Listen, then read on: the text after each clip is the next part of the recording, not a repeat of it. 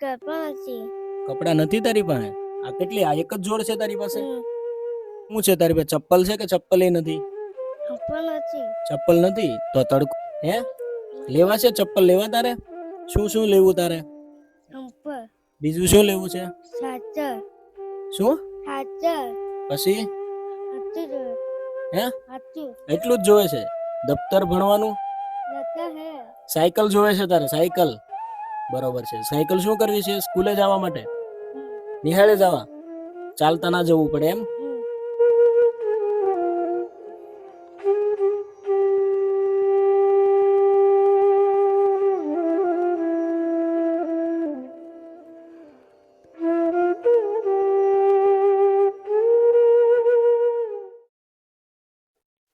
જય સિયારામ, જય રામધામ. હાલ અમે આવ્યા છીએ એક પરિવારની મુલાકાતે. તો એ પરિવારની જે દુઃખ દર્દ છે એમાં ભાગ લઈએ અને એને સપોર્ટરૂપ બનીએ.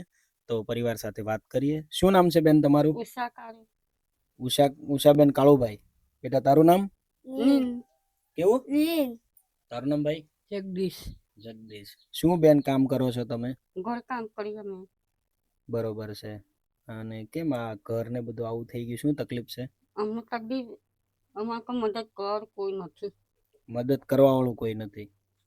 અમે એકલા પડી ગયા. પપ્પા ગયા પછી.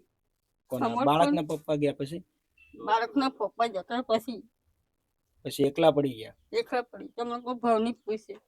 કોઈ ભાવ નહીં પૂછતું તમારું? જાય તો કાઢી મૂકે. શું? જાય તો કાઢી મૂકે અમને.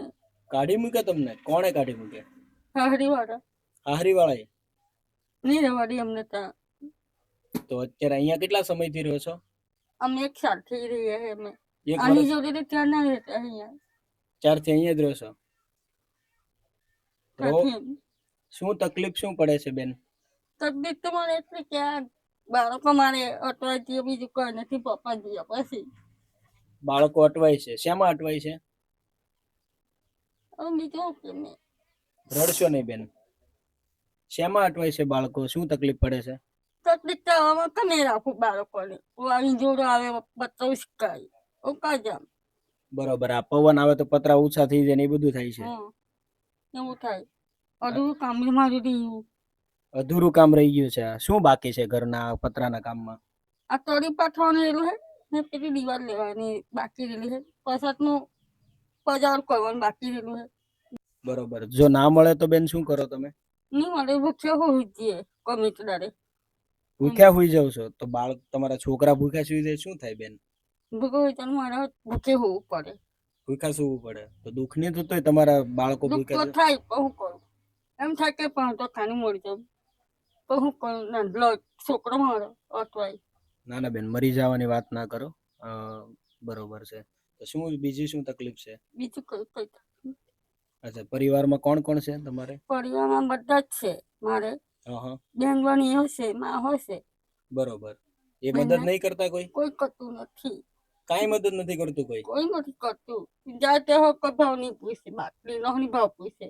અચ્છા, જાવ તોય ભાવ ન પૂછે કોઈ? હા, હું ઘણા પગે મેં ચાલુ હું થોડા હારું તો જે બંધાઈ જાય તે હિસાબે મેં બરાબર એટલી હે મેં. તો બેન કપડા ને બધું ફાટી ગયેલું છે, નથી તમારી પાસે એવી કોઈ વ્યવસ્થા? એ વ્યવસ્થા કઈ નહીં. કોઈ આપે તો પહેરે ને કઈ નહીં. તો આ કેટલા દિવસથી આ કપડા બેન પહેરેલા છે તમે? 2 દિવસ વર્ષ કોઈ આપે ફળિયામાંથી તો પહેરીએ. ફળિયામાંથી કોઈ આપે તો પહેરો. આ તો બેન હાવ ફાટી ગયેલા છે અને સ્ત્રીને આ શોભા ના દે બેન. તો નથી બીજા કોઈ કપડા નથી તમારી પાસે? ના. તો બાળકો માટે કપડાનું કઈ રીતે કરો તમે? બાળકોના ગામમાંથી જ આપે. બાળકો ગામમાંથી પહેરે આપે તે. તો શું કરે છે બંને બાળક તમારા? એક બાળક નિશામાં જાય, એક બાળક કામ કરવા જાય ખેતી. અચ્છા, આ ભાઈ છે ખેતી કામ કરવા જાય છે? 2 દિવસ રજા પાડી થાકી વજેલો છે. બરોબર. તો બેન હાજા મંદા થતા હોય તો તકલીફ નહીં પડતી હોય તમને? ના.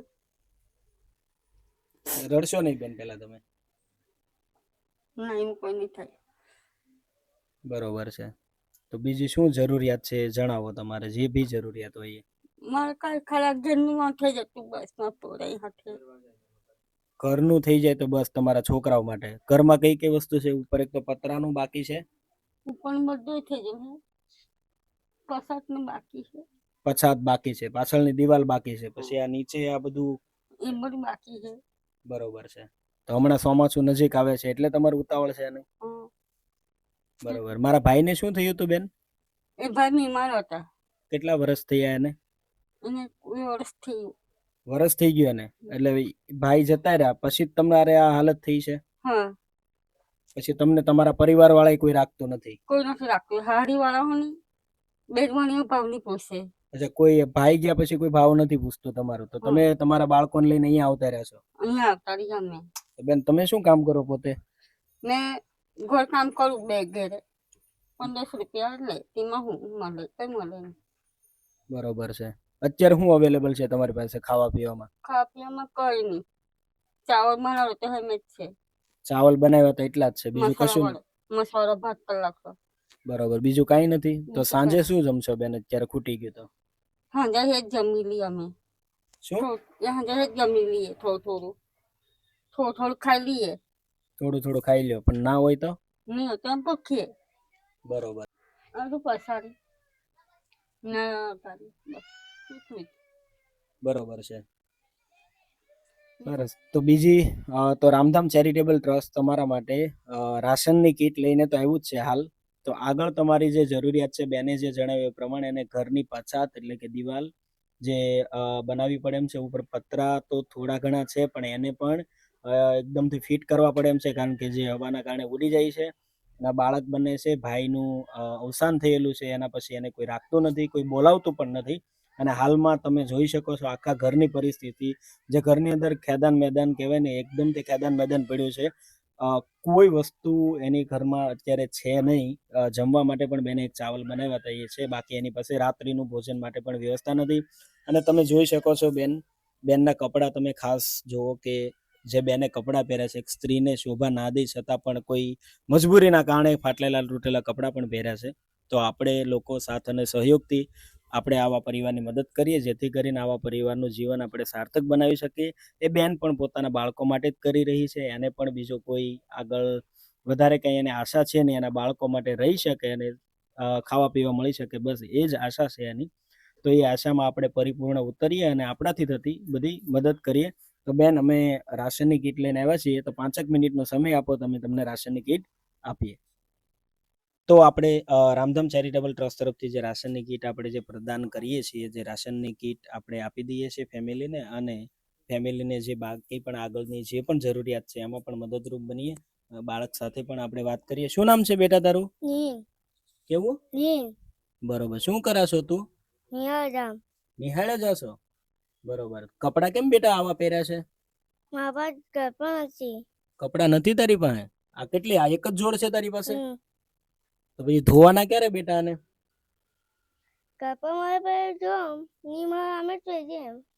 બરોબર. બીજું શું છે તારી પાસે? ચપ્પલ છે કે ચપ્પલ એ નથી? ચપ્પલ નથી તો તડકો નહીં લાગતો તને? પગે ગરમ નહીં લાગતું? હે? નથી લાગતું ગરમ? કે પછી કોઈને કહેતો નથી તું? હે? લેવા છે ચપ્પલ? લેવા તારે?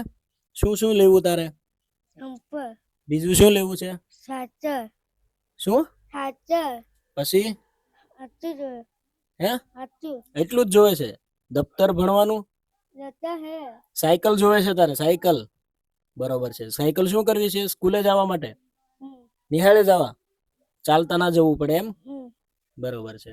તો બેન, જે પણ જરૂરિયાત હોય એ તમે સોશિયલ મીડિયામાં પણ જણાવી શકો છો, જેથી કરીને કોઈ પરિવાર આ સહાયરૂપ બનવા માંગે તો પણ આગળ પણ આપણે આવી અને તમને જે પણ સહાયની જરૂર છે એ કરી શકે. તો શું કહેવા માંગશો બેન? બીજું કશું નહીં. આટલું જ. જે કરી તમે કઈ મદદ કરી. બરોબર છે.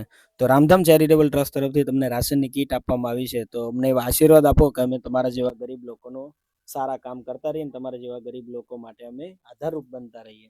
હા, તમારો કઈ મદદથી આવી હતી બસ એટલા આશીર્વાદ મારે તમારી આપી. બરોબર છે.